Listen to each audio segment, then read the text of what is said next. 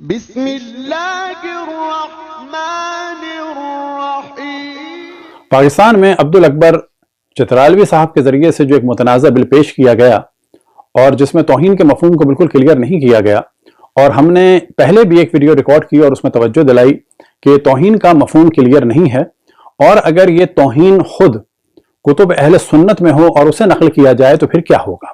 تو اصل بات یہ ہے کہ شیعہ کبھی بھی کسی کی توہین نہیں کرتے، بلکہ ہم اہل بیت علیہ السلام کے فضائل بیان کرتے ہیں، اور جن لوگوں کو اہل بیت علیہ السلام کے مقابلے میں لایا جاتا ہے تو کتب اہل سنت سے ہم ان کی حقیقت کو واضح کرتے ہیں، خود اہل سنت کے لیے بھی اور شیعوں کے لیے بھی۔ کتب اہل سنت میں ایک عجیب و غریب موضوع ہے، اور وہ ہے ان کے پہلے سیاسی خلیفہ جناب ابو بکر کا شجرہ۔ اس موضوع کی جانب ہم توجہ دلائیں کہ مکہ مدینے کا حال یا بالفاظ دیگر تمام عرب دنیا کا حال رسول اللہ صلی اللہ علیہ وسلم کی بعثت سے پہلے بہت زیادہ خراب تھا۔ اب جب یہ ہم جانتے ہیں کہ اس زمانے میں برہنہ ہو کے لوگ طواف کرتے تھے، زنا عام تھا، شراب عام تھی، لوٹ مار عام تھا، عورتوں کے گھروں میں، بعض کے گھروں میں جھنڈے لگے ہوتے تھے، اور ان خواتین کو کہا جاتا تھا ذوات العالام، یعنی جھنڈے دار عورتیں، اور وہ جھنڈے علامت ہوتے تھے اس بات کی کہ اس وقت زنا کے لیے آیا جا سکتا ہے۔ تو ظاہر ہے کہ ان لوگوں کی اولادیں مسلمان بھی ہوئیں۔ اب جو جس گھر میں پیدا ہوا ظاہر ہے کہ اس میں کسی کا اختیار نہیں ہے، لیکن اصل بات یہ ہے کہ جو شجرہ طیبہ رسول اللہ صلی اللہ علیہ وآلہ وسلم کا اور مولا امیر المؤمنین علی ابن ابی طالب علیہ السلام کا تھا، اور باقی اہل بیت علیہ السلام کا تھا، ویسا شجرہ طیبہ کسی کا بھی نہیں ہے۔ نہ فقط کسی کا بھی نہیں ہے، ایک اچھی بڑی تعداد مکے والوں کی ایسی تھی کہ جن کے شجرے مشکوک تھے اور بہت زیادہ پرابلم تھے۔ اب ایک موضوع جو کتب اہل سنت میں کثرت سے آتا ہے وہ ہے جناب ابو بکر کا شجرہ، اور وہ موضوع یہ ہے کہ ان کی والدہ ان کے والد کی سگی بھتیجی تھی۔ بعد والے لوگوں نے اس کو مختلف طریقے سے، جس طرح پزلز کو سولو کرنے کی کوشش کی جاتی ہے کہ ایک پزل یہاں سے نکال کے وہاں لگا دیں تو شاید سیٹ ہو جائے، بالکل یہی کام کیا ان کے شجرے کے ساتھ کہ مختلف طریقے سے صحیح کرنا چاہا۔ ہم نہیں کہتے کہ ان کا شجرہ کیا تھا اور کیا نہیں تھا، ہم صرف یہ بتا رہے ہیں کہ کتب اہل سنت میں یہ ڈسکشن ہے۔ اب اگر کوئی غیر مسلم یا مسلم، اور مسلم میں چاہے وہ شیعہ ہو چاہے سنی ہو، اس موضوع کو لکھے، خصوصاً اہل سنت اس کو لکھتے ہیں، تو کیا یہ توہین کاؤنٹ ہوگا؟ اچھا، اس کو اگر کوئی بیان کر دے تو کیا ہوگا؟ اب مثال کے طور پہ کوئی کھل کے بیان نہ کرے، کنایتاً یہی کہہ دے چچا جان، تو چچا جان سے جو ہے ممکن ہے کسی کے ذہن میں یہ بات بالکل کلیئر ہو جائے کہ کون سے چچا اور کون سی بھتیجی کی شادی۔ اب جب جناب ابو بکر کا شجرہ بیان ہوتا ہے، اب دو اعتراضات کیے جاتے ہیں ان کے شجرے کو صحیح کرنے کے لیے اور ان کے شجرے کا دفاع کرنے کے لیے، اور اس کے ذریعے سے یہ کوشش کی جاتی ہے کہ شاید شیعہ بھی ان کا دفاع کریں۔ اس میں سے ایک اعتراض یہ ہوتا ہے کہ کیونکہ امام جعفر صادق علیہ السلام کی والدہ تھی جناب حضرت ام فروہ، ان کے والد تھے جناب قاسم، ان کے والد تھے جناب محمد ابن ابو بکر، تو یہ کہا جاتا ہے کہ اگر جناب ابو بکر کا شجرہ غلط ہے اور وہ ناجائز ہیں تو پھر یہ سلسلہ پہنچے گا ائمہ علیہم السلام تک۔ تو اس کا جواب یہ ہے کہ ایسا نہیں ہے۔ وجہ یہ ہے کہ اگر کسی کا شجرہ غلط ہو، اس کی ولادت غلط ہو، تو اس کی اگلی نسل اگر صحیح عقد کے ذریعے سے پیدا ہوگی تو وہ حلال ہی مانی جائے گی، اور اس کے ماں باپ اگر غلط طریقے سے پیدا ہوئے تو اس کا اثر جو ہے وہ اولاد تک نہیں آتا اگر وہ نکاح کے بعد پیدا ہوں، پہلی بات۔ لہذا جو لوگ یہ چاہتے ہیں کہ کیونکہ رسول اللہ صلی اللہ علیہ وسلم نے عقد کیا جناب عائشہ سے تو یہ کیسے ہو سکتا ہے کہ ان کے والد کا شجرہ جو ہے مشکوک ہو، تو کہا جائے گا کہ ان کا عقد اگر صحیح تھا تو پھر بچوں کی جو ولادت ہے وہ صحیح مانی جائے گی۔ اب رہ گیا معاملہ کہ ہمارا کیا عقیدہ ہے انبیاء علیہم السلام کے ماں باپ کے بارے میں، تو وہ ہم کلیئر کر دیں کہ انبیاء اور اوصیاء کے جو نور ہیں وہ حضرت آدم سے لے کے انبیاء اور اوصیاء کے والد تک پاک صلبوں کے ذریعے سے آتے ہیں، اور ان میں کوئی بھی مشرک اور زانی اور اسی طرح سے ولد الزنا نہیں ہوتا۔ یہ ہے والد کی جانب سے۔ اب بات ہوتی ہے والدہ کی جانب سے، تو والدہ کے بارے میں شرط یہ ہے کہ وہ مشرکہ نہیں ہوں گی، اور آہرہ اور زانیہ یعنی زنا کرنے والی نہیں ہوں گی، اور ولد الزنا نہیں ہوں گے، لیکن ان کے ماں باپ کیا ہوں تو ان کے ماں باپ کے بارے میں کوئی شرط نہیں ہے۔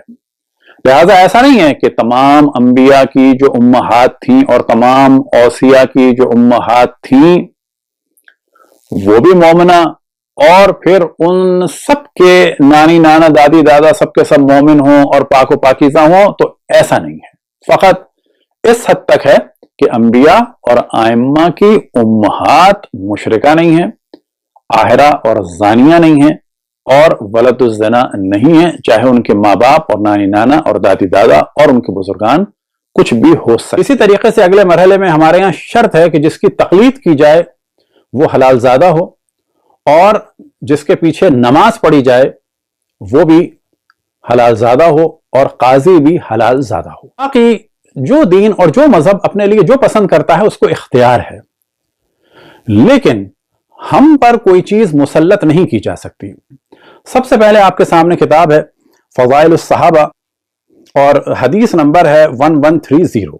تو یہاں سے مولا امیر المومنین کا شجرہ آپ کے سامنے ہم واضح کر دیں۔ رسول اللہ صلی اللہ علیہ وسلم ارشاد فرماتے ہیں کنت انا وعلی، کہ میں اور علی ایک نور تھے۔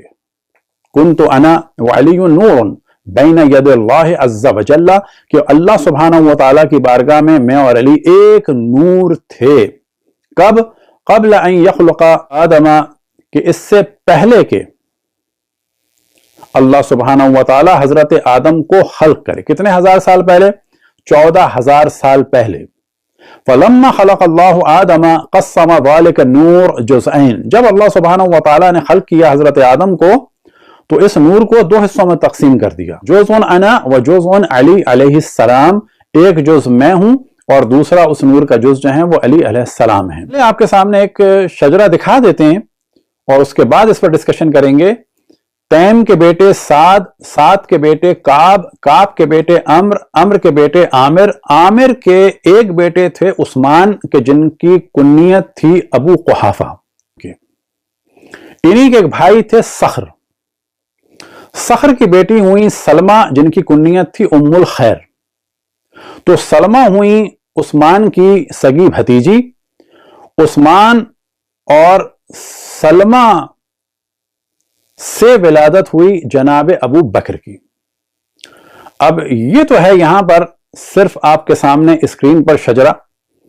اب یہاں پر سب سے پہلے ہم سوال کرتے ہیں عبدالاکبر چترالوی صاحب سے کہ یہ جو آپ نے متنازع بل پیش کیا ہے توہین اصحاب کے بارے میں، تو یہاں پر یہ جو آپ کی کتابوں میں حضرت ابو بکر کے شجرے کی توہین ہے اور جس طرح سے وہ ان کو نتیجہ بتایا گیا ہے چچا بھتیجی کی شادی کا، تو آپ کا خود اپنے بارے میں کیا خیال ہے کہ آپ لوگ توہین اصحاب کرتے ہیں یا نہیں کرتے، اور ان کتابوں کو آپ کیا کریں گے جو اتنی کثرت سے موجود ہیں اور عام کتابیں نہیں ہیں، یہ صفحے اول کے قدیم مصادر ہیں۔ تو سب سے پہلے آپ کے سامنے ہے مجمع الزوائد و منبع الفوائد، جلد نمبر ہے 9 اور صفحہ نمبر ہے 40، اور یہاں پر ایک دفعہ ہم شجرہ بیان کر دیتے ہیں اور بعد میں صرف دکھاتے چلے جائیں گے کہ یہاں پر شجرہ ہے وہ کیا ہے۔ ان عروہ ابن زبیر قال ابو بکر الصدیق اسمہ عبداللہ۔ اب ان کے نام میں بھی اختلاف ہے کہ عبداللہ نام تھا یا عتیق نام تھا، لیکن اصل موضوع ہے بن عثمان بن عامر بن عمر بن کعب بن سعد بن تیم بن مرہ بن لوی، یہ ہے ان کا شجرہ۔ وام ابی بکر ام الخیر، ام ابو بکر کون تھی؟ جناب ابو بکر کی والدہ ام الخیر تھی، ان کا نام تھا سلمہ بنت صخر، سلمہ کے والد تھے صخر۔ اب یہاں سے دیکھنا ہے کہ صخر کے والد تھے عامر، وہاں اوپر آپ دیکھیں عثمان کے والد یعنی ابو قحافہ کے والد تھے عامر، تو یہاں سے شجرہ ایک ہے۔ عامر کے پھر عمر، عمر کے والد کعب، کعب سعد تیم، اور پھر مرہ بن لوی بن غالب بن فہر۔ نیچے لکھتے ہیں وَإِسْنَادُهُ حَسَنٌ فَتْحُ الْبَابِ فِي كُنَى وَالْأَلْقَابِ الشیخ الامام ابی عبداللہ محمد بن اسحاق الاصفہانی، اور یہ ریاض کی چھپی ہوئی ہے، کوئی یہ نہ کہے کہ یہ شیعوں کی چھپی ہوئی ہے۔ تو یہاں پر باب با میں اور صفحہ نمبر 107 میں ان کی والدہ کے لیے یہ کہتے ہیں وَأُمُّهُ أُمُّ الْخَيْرِ سلمہ بنت صخر بن عامر بن عمر بن کعب بن سعد بن تیم بن مرہ بن کعب.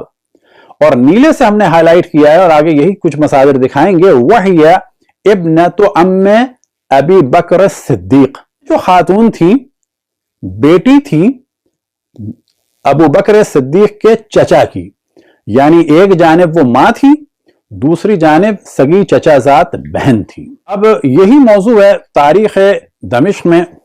تو یہ بیٹی تھی چچا کی. کس کی چچا کی؟ ابو بکر صدیق کی چچا کی بیٹی تھی, یعنی ماں بھی تھی اور چچا زاد بہن بھی تھی. نتیجہ کیا نکلا؟ یعنی باپ نے شادی کی تھی اپنی سگی بھتیجی سے.